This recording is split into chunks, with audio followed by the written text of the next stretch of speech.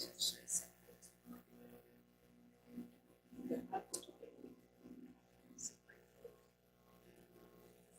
it is. And then if you could do the offering. Thank you very much. It says Natural Resources Council. That's not right. I think it is right. It was in October. It's okay. Let me see if they wrote anything. Look at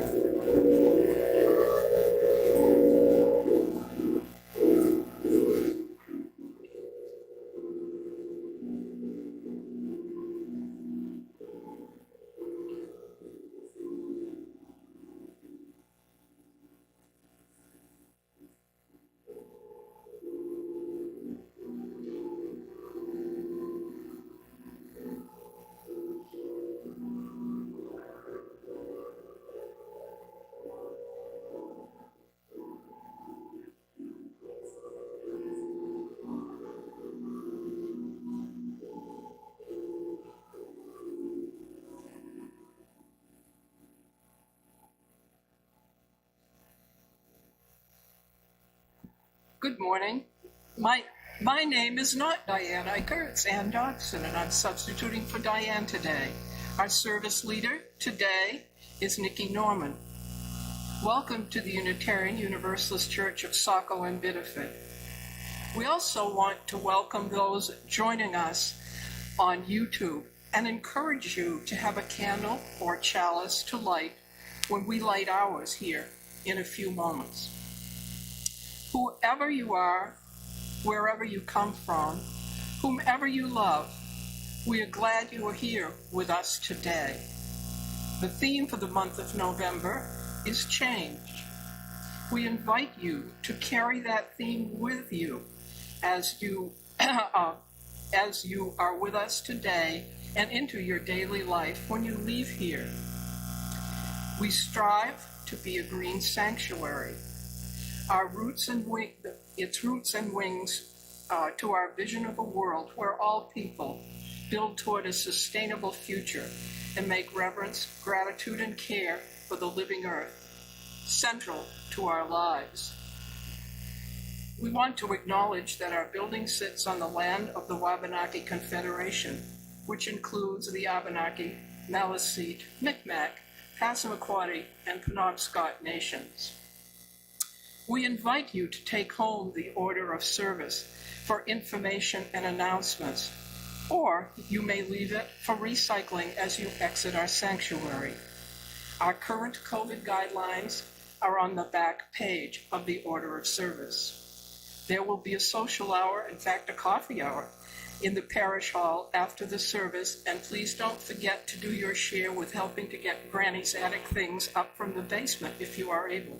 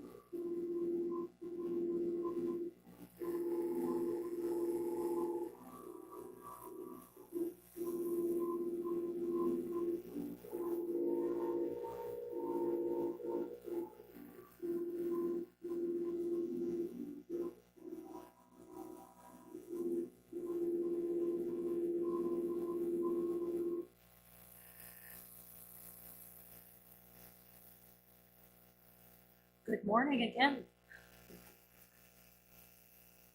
Our welcoming words today are by Amanda Schubert. If this is your first time here, or your 101st time, we're glad that you're here. If you carry the weight of a weary world on your shoulders, or if you entered through the doors with a song in your heart and a skip in your step, we're glad that you're here. If you are the loudest voice in the town square, or the subtle hand behind the scenes, we are glad you are here. If you have failed once or 1,000 times, we're glad that you're here. If you sing like angels or mumble behind the hymnal, we are glad that you are here. This community is what it is because of your presence. So, welcome into this space of love, support, justice, companion, fellowship, and worship. We're glad that you're here. And now I'd like to invite you to turn and say hello to your neighbor.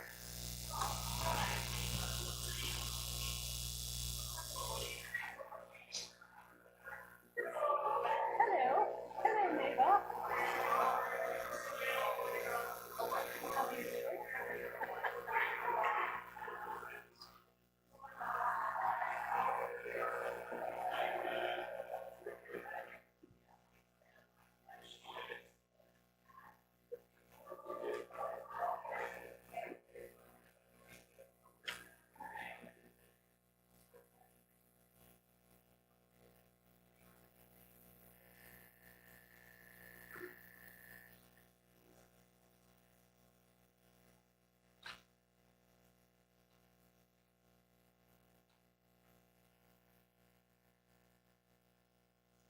And now please join me in repeating the words of our covenant.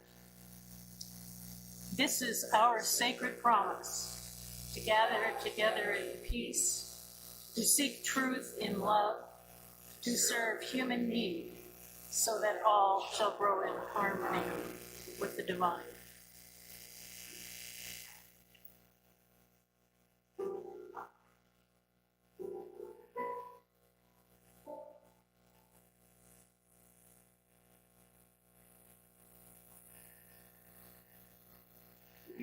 Change we want to see in the world.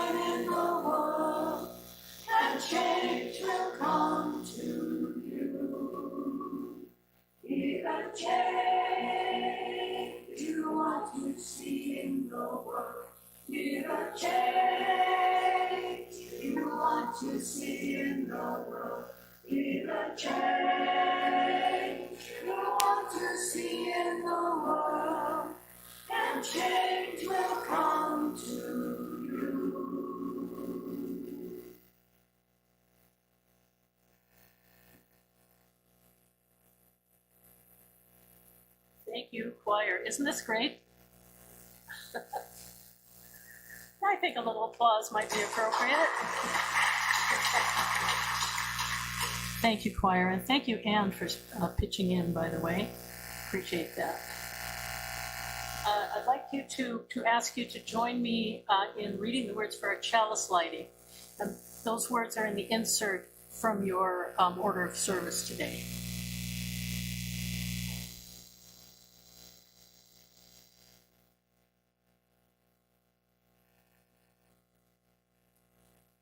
Here today, in this place, and with these people, may we listen so that we can hear. May we hear so that we can feel. May we feel so that we can know. And may we know so that we can change ourselves and this world. May this chalice we light our way.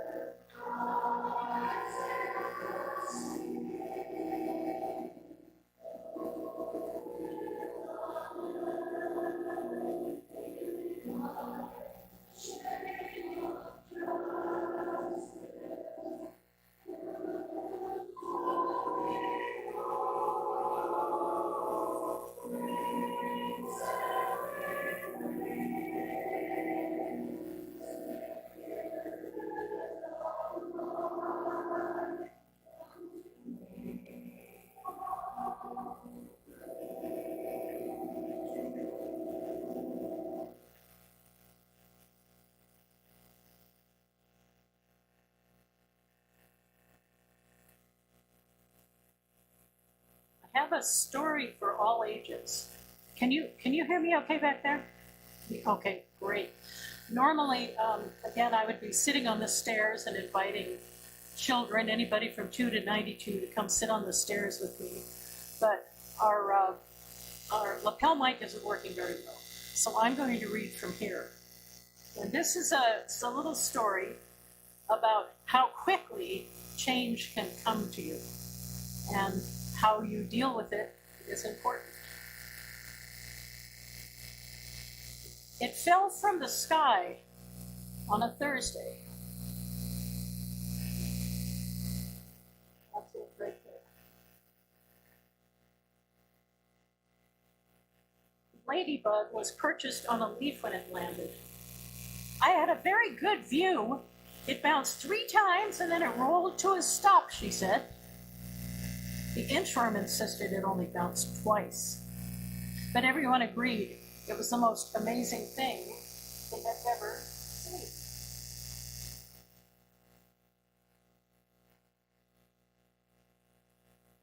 Remarkable, said the walking stick. He was happy to find someone even stranger than himself in the garden. The frog assumed it was a gumdrop. He didn't like how it tasted.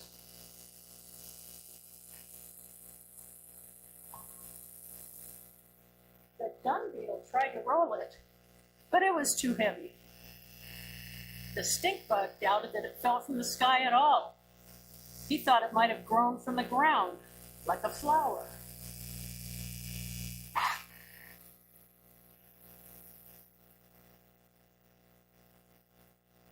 Finally, the wise grasshopper was consulted. It is not of earthly origins, he concluded. Most likely a fallen star, a comet, or perhaps even a small planet.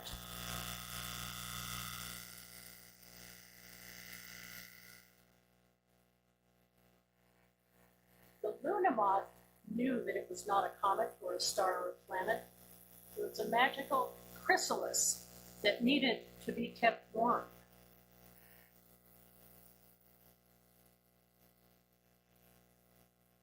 She waited all through the night, but the chrysalis never hatched. In the morning, there was another surprise. I think we can all agree that whatever it is, it most certainly belongs to me, said the crafty spider. After all, it fell right into my web. Well, nobody remembered the web being there the day before, but in fairness, nobody remembered it not being there either.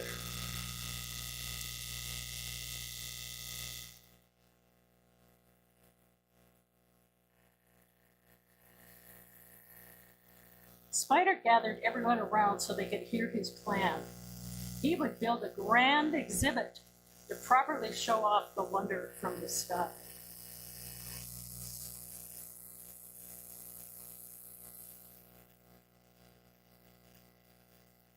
Construction took many weeks, but when Wonderville finally opened, everyone agreed it had been worth the effort. Even when the spider explained that tickets would cost 1 leaf apiece, it seemed like a fair enough price.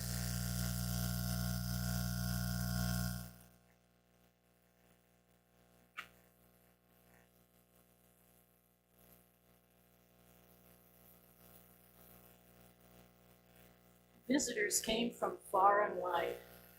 Wonderville was even more wondrous at night, thanks to the fireflies hired to light up the display. The lines were long, so can you guess what the spider did? He smartly raised the ticket prices. Only a few insects grumbled.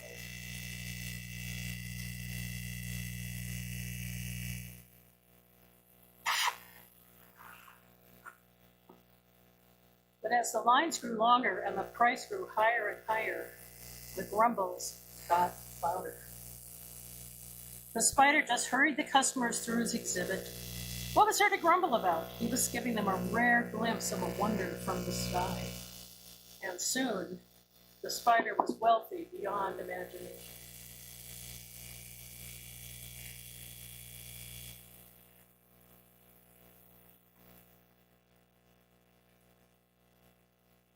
Where had everyone gone? The spider assumed they must have left to spread the word about how wonderful Wonderville was. Brand new customers could arrive. But that was before the unexpected disaster.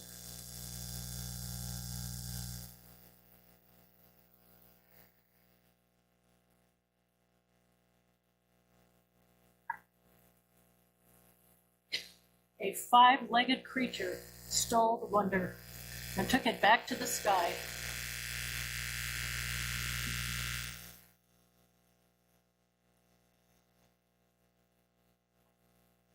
The spider was all alone.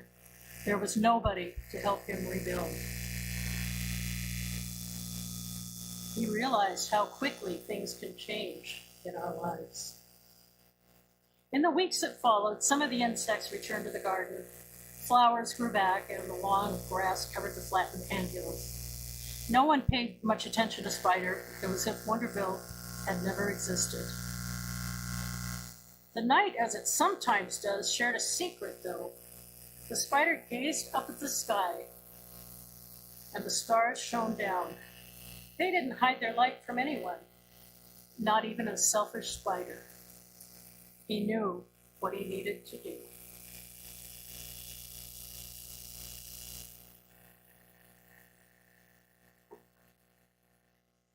Luckily, there is no creature more patient than a spider. High up in the flowers, he spun and spun web after web.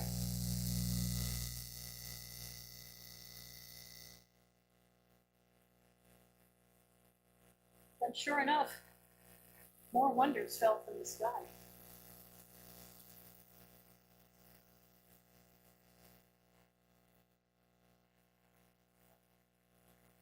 Everyone agreed.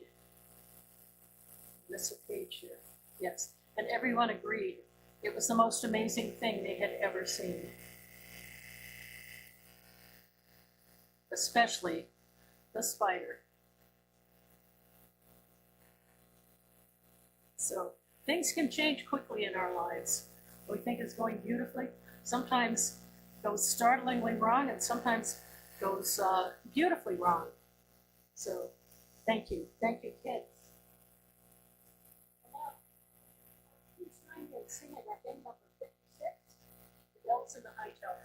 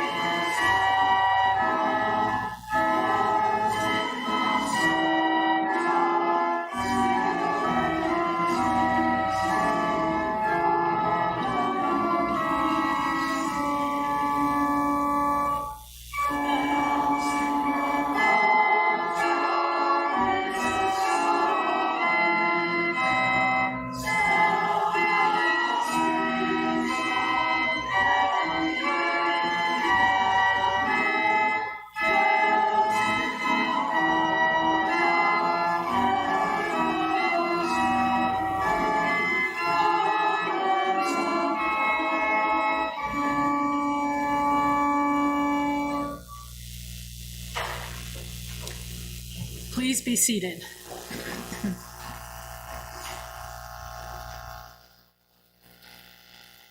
The reading today is actually not the one that's in the program. It's a reading called Change Is, and it's by Reverend Dr. David Breeden. It's the only constant and all that change is. It's the passing of things. It's the passing of all things change is. It is the becoming of all. It is a parade, this change is. It's a dance, this change is. It is the river and the stepping that's never twice. It is the tragedy of all that was, this change is. It is the fear of all that is, this change is. It is the hope of what may be yet, this constant, this change. This ice to water, this day to eternity. Come to the river, step, step, step. So as we've noted before, our theme for the month of November is change, and we will get to that. But it turns out today is kind of a special day, and I wonder if anybody knows what day this is, what's being celebrated today. Sunday, that's good, yes. Today is World Kindness Day. And this is a kind of an amazing coincidence because at Donna's party yesterday, in the beautiful tributes that people had for Donna, the word kind came up over and over and over again. And I was absolutely delighted to go home and find out that today is actually World Kindness Day. It's a holiday that was created in 1998 by the World Kindness Movement. And it is amazingly easy to observe, and you can probably guess how it's observed.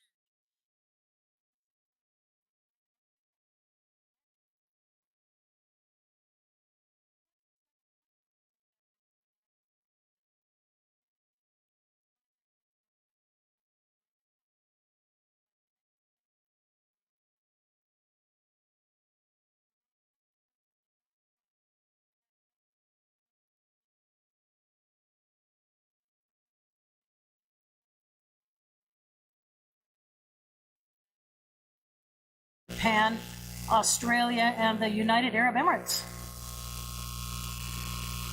And after a particularly difficult few years, the power of kindness continues to have a big impact. The holiday encourages simple acts of kindness and emphasizes that even the smallest act can have ripple effects throughout communities. That kind of takes me back to Margaret Mead's famous quote about a small, dedicated group of people being able to change the world. This year, let's take a few moments and reach out to friends and loved ones, or try doing something nice for a stranger. A couple of mornings ago, I was at Starbucks, and I got up to pay for my food, and they said, "Oh, the person in front of you paid for yours," and said, "Have a nice day." And I'll tell you, it really made my morning. That was great. It made my morning so much that I paid for the person behind me. And the woman at the counter said that they've sometimes had those chains go for as long as 20 people. I love that. I absolutely love that. And just a few kind words or a quick thank you can go a long way in brightening someone's day, especially now when tensions are high. A lot of places are short on employees. A lot of places are having trouble getting things. Patience and a kind word can really make a difference. And I say that, believe me, to remind me as much as to remind anybody else. And I wanted to read another little poem here by a man named Sean Parker Dennison. This is called A Letter from Our Better Angels. Now we're getting to the change point here. Dear one, we've received your letter, and we hate to tell you, well, not really hate so much, but we're a bit afraid to say, we cannot grant your request as stated. We can only remind you of a few familiar things. First, faith. Faith in yourself and trust in others. We know it can be terrifying to be vulnerable, but only when you share your softest side will we be able to break through. Next, hope. Hope is not an empty fairy tale. It is the true story of all the times human beings like you have found a way to create the future, though you didn't know how. And of course, love. Love demands you cherish all people, not just yourself and safety. Love that is not satisfied until every argument ends abruptly when one child says, "That hurts." There is so much to learn and relearn. The world teaches us to be hard, to negotiate, to defend, to avoid giving too much to the wrong people. There are no wrong people. I want to repeat that line. There are no wrong people. You also are not wrong. And when you encounter the poor, the broken, the unhoused and unwelcome, you're looking, if you pay attention, at us. We're calling to you to answer your own prayers. If you want to change the world, first be sure you are changing yourself. Be tender, be kind, be at peace, be all the things you wish for. Be your own better self. It isn't without cost, but it will be free. A very wise person once advised my younger self to make a friend of change. I was railing about something, and I can't even tell you what it was, but my friend said, "Make a friend of change, Niki, because it's the only thing that doesn't change." And how true that is. He said to me later that in order to grow, we need to have the courage to make changes. And I love how that statement combines last month's theme of courage with this month's theme of change, because they certainly go hand in hand. Well, I have a personal story about some big changes that I made in 2020. Big changes that I wanted to make, and I was making them all at the same time. I think I thought I might as well just get through it. And it's not that I hadn't made any plans. I had made plans, and I was excited about moving forward with my life. But when I suddenly found myself at the jumping off place, I suddenly wasn't so sure. I'd been longing for these changes, but feeling suddenly cautious at the same time, wanting to maybe just slow the process down a little bit or put it on hold, but I couldn't. I had already told my workplace that I was going to retire at the end of June, and I was coming up ready to graduate and be ordained from Schein. And really big changes within 2 weeks of each other. And it honestly, when I started making the decisions, it did not occur to me how unsettling this could actually be. So it involved prayer, it involved a lot of meditation, and some long, soul-searching conversations with sensitive friends. And that really revealed that what was causing me to put the brakes on was something that I hadn't expected. And I was just suddenly aware that for the first time in my life, I would have no boundaries. And hadn't really realized how much we rely on boundaries. They're there. There's always some date in the future, something that you're doing, graduation from school, starting a new path, something. There's always seems to be an end date, and like a date in the future. But now I had no natural boundaries except, of course, the ultimate boundary at the end of our lives. But I had to just sit with that. I had to just let that process. I did some walking at Ferry Beach, did some more meditating, and finally, I came up with one day during a meditation with a beautiful image that I was standing on a cliff edge on a beautiful blue sky, knowing that I could step off that cliff and trust that the currents would hold me up. I saw really clearly that I needed to find the courage, yeah, there's that word again, to embrace the changes in myself and my world before I could hope to make any changes to anything else. And I'm reminded what Reverend Fred Lipp said at the end of a service one time at First Parish in Portland. He said, "Jump, it's not as far as you think, which I appreciate that. And I really credit Fred Lipp for starting me on the path to become a Unitarian Universalist, and realizing that as I've said before from this pulpit, that I've been a Universalist all my life. I just didn't realize it had a name. So one of the new things that I have started since my retirement and since my ordination is once a week I do a little interfaith service, a little 30-minute interfaith service at St. Joseph's Rehab and Residence in Portland. And it's a lovely, amazing cast of characters. There's a retired nun, there's a retired priest. There was a fellow who I thought was completely nonverbal, who out of the clear blue one day sat up in his wheelchair and told us the entire story of Jonah and the whale. And it had absolutely nothing to do with the theme of that service, but we just let him go, and it was great. It was great. And, that's a type of change, too, learning to grow with it, learning to go with it, really, learning to go with what people need. And you need to be able to pivot kind of quickly, and it's been really good for me to do that. And when I was still at Chime, I asked one of my mentors to help with some advice about what folks might like to see in a service. I said, I'm just not sure what they want. And he said, well, why don't you ask them? And I thought, what a good idea. So I did. And the thing that they wanted more of was music. So we have some fun with that. Sometimes it's a little startling, but we do have some fun with it. But it's one of the best parts of my week. And Myra and I remember asking the same question when we were still at Chime. We said, well, what if I'm in a chaplaining situation and I say the wrong thing? And the answer was, oh, you will. But again, learning to go with the flow.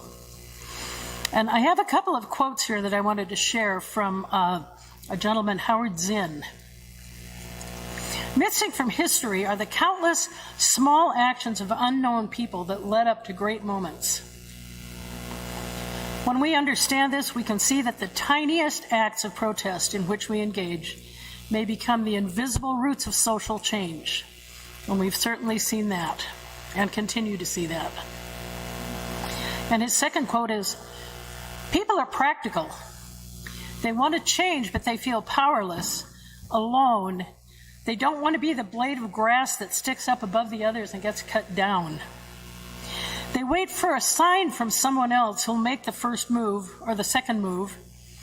And then, at certain times in history, there are intrepid people who will take the risk that if they make the first move, others will follow. And there comes that courage and faith piece again. If we understand this, we might make the first move. And in doing some research for this service, I came across words from a minister, Richard Fritzen. He's from the Mainline UU Church in Devon, Pennsylvania, and I share some of his words here. He says, we UUs refer to ourselves as a liberal religion. What is the distinction between a liberal and a conservative religion? He says that at the risk of painting with an overly simplistic broad brush, I'd say that religious conservatives are primarily interested in maintaining certain traditions, while religious liberals are primarily interested in change. And that fits. I thought of that in the context of our 7, soon-to-be 8 principles, and that fits, I think. Throughout our history, we UUs have pushed for theological change, ethics instead of belief, reason instead of superstition, the facts of science instead of faith. Although I take a little issue with that one, because faith's a big part of my life. The potential for human good instead of original sin, human responsibility instead of divine intervention, life in the here and now instead of life in the hereafter, and respect for the wisdom of all spiritual paths. Many of them right up here above me. instead of the my way or the highway, one true religion. We've pushed for political change, the abolition of slavery, the abolition of the death penalty, suffrage for women and civil rights for African Americans, the LGBTQ plus community, our community, and all people, public education, the autonomy of women over their own bodies, the preservation of our natural environment, the end of war and waging of peace, a democracy of, by, and for all the people. We've pushed for economic change, the right to organize, safe working conditions, the 8-hour workday and the 5-day work week. It's a pretty amazing list of things, isn't it? I'm kind of blown away by this. Livable wages, a universal retirement pension and universal health care, regulation of the greed of the powerful and protection of the well-being of the vulnerable, a social safety net that catches you when you fall, and a helping hand to lift you up again. We religious liberals come to church to be challenged to stretch and grow, not to save our souls, but to grow our souls, and to be transformed and to transform our world, to embark on a lifetime adventure, and I love the sound of that, of exploration and discovery, a journey that never ends. We religious liberals believe in and are dedicated to change. And I will say amen and blessed be. And I'd like to invite you now for a few moments of just sitting quietly.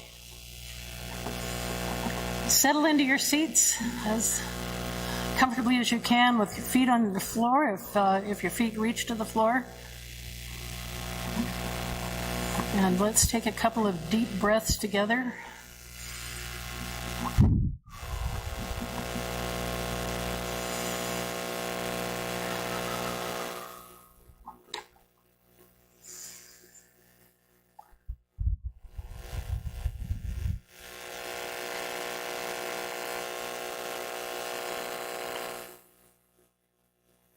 Thank you for the breezes of change, clearing our heads and bringing fresh ideas. May they cleanse our minds of the oppressions and the isms that divide us.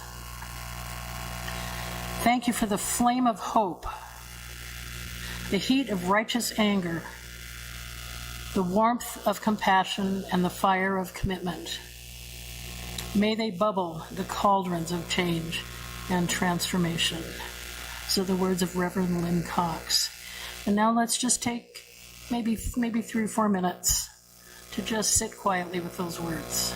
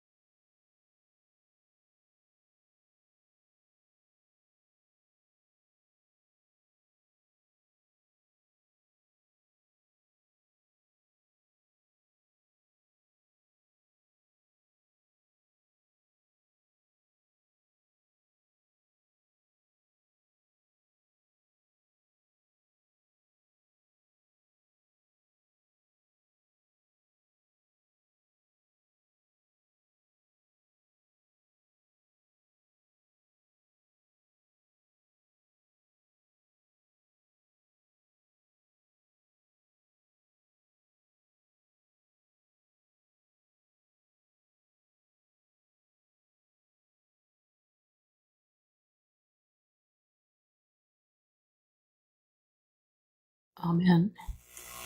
And peace.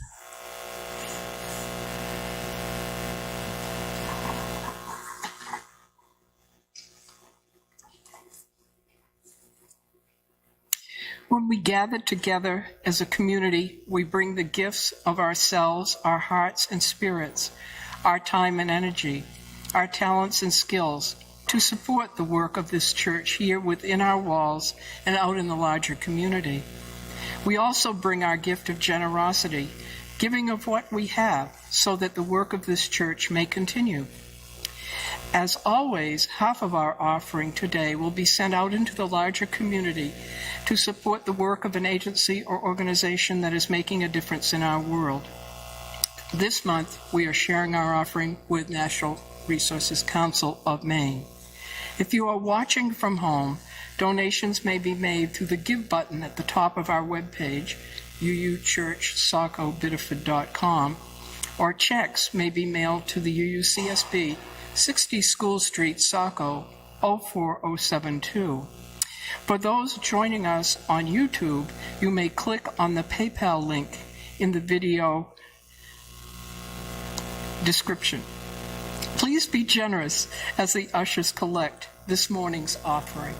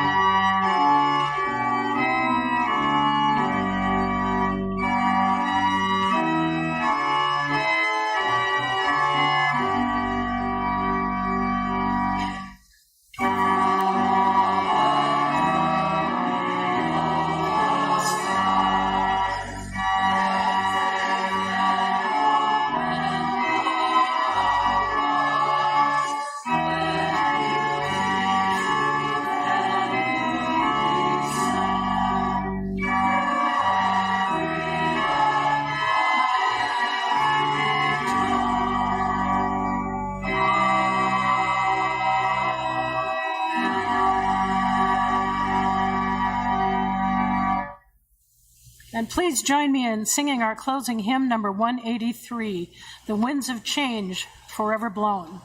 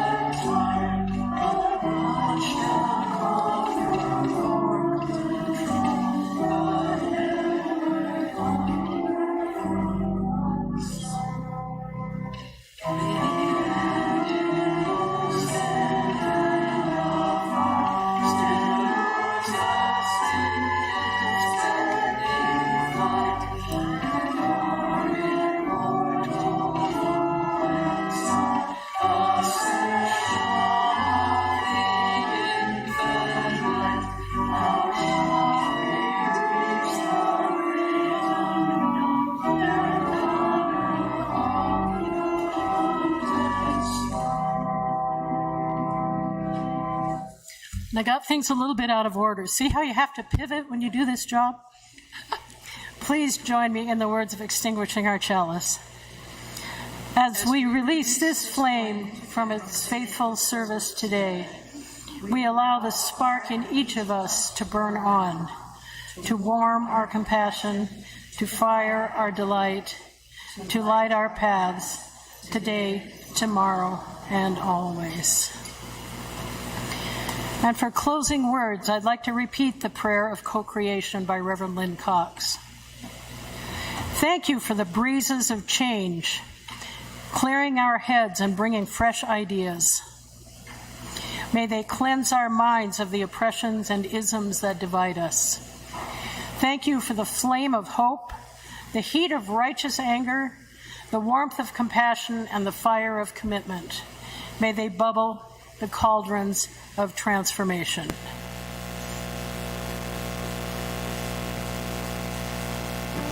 Please be seated.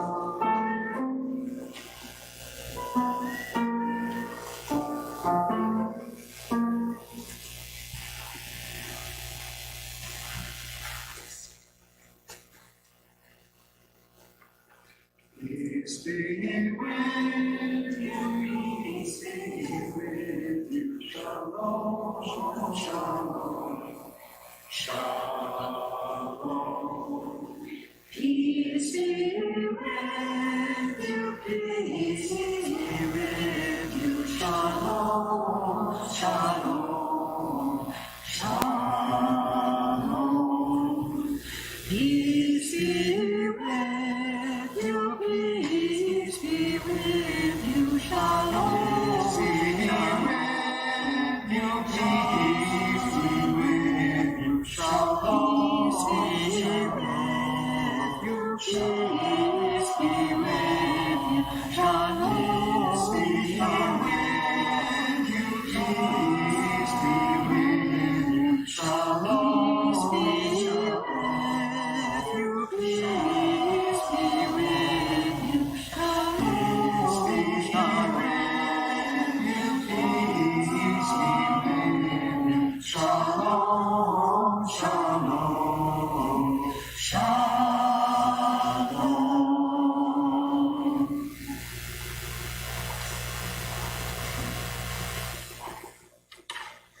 Thank you, Ellie, and thank you, choir.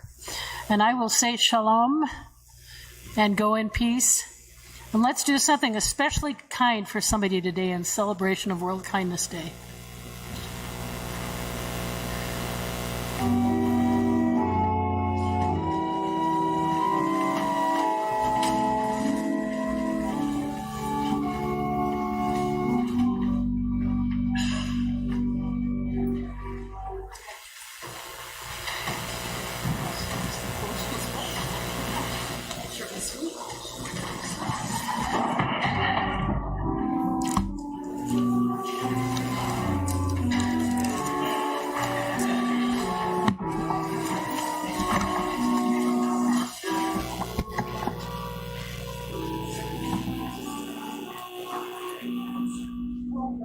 Thank you for your music.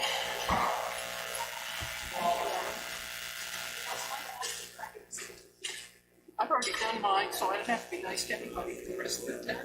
No, I did mine by moving the chair for the ball to sit. You know, it's like,